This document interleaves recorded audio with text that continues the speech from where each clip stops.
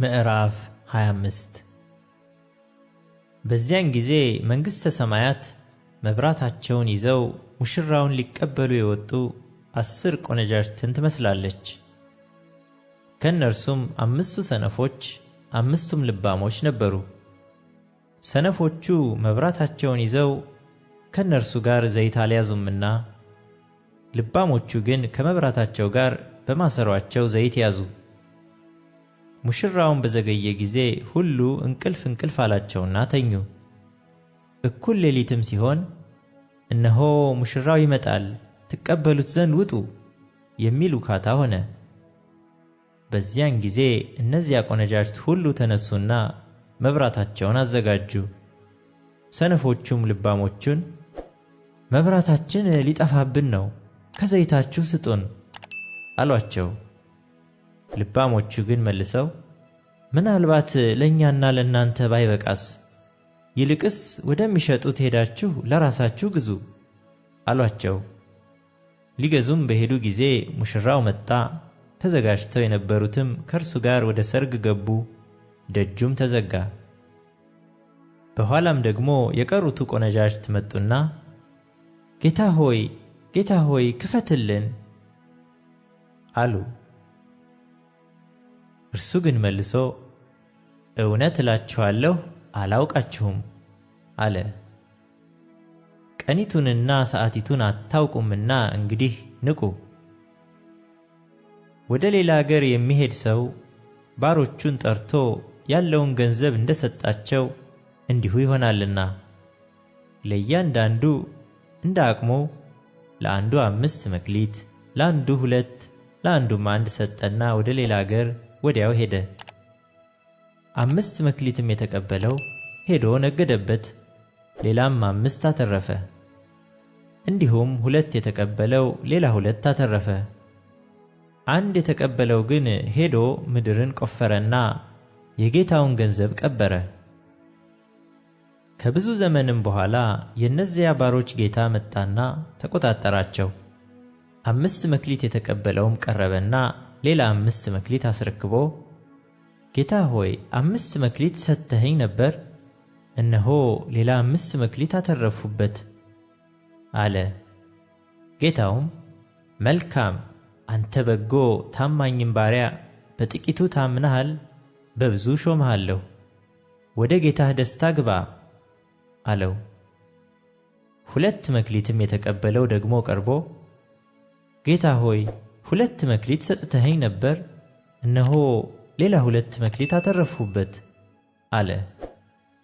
ጌታውም መልካም አንተ በጎ ታማኝም ባሪያ፣ በጥቂቱ ታምነሃል፣ በብዙ ሾምሃለሁ፣ ወደ ጌታህ ደስታ ግባ አለው። 1 መክሊትም የተቀበለው ደግሞ ቀርቦ ጌታ ሆይ ካልዘራህባት የምታጭድ ካልበተንህባትም የምትሰበስብ ጨካኝ ሰው መሆንህን አውቃለሁ። ፈራሁም፣ ሄጄም መክሊትህን በምድር ቀበርሁት፣ እነሆ መክሊትህ አለህ አለ። ጌታውም መልሶ እንዲህ አለው፣ አንተ ክፉና ሐኬተኛ ባሪያ፣ ካልዘራሁባት እንዳጭድ ካልበተንሁባትም እንድሰበስብ ታውቃለህን?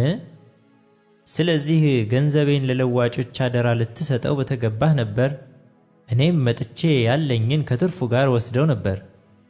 ስለዚህ መክሊቱን ውሰዱበት፣ 10 መክሊትም ላለው ስጡት፣ ላለው ሁሉ ይሰጠዋልና ይበዛለትማል፣ ከሌለው ግን ያው ያለው እንኳ ይወሰድበታል።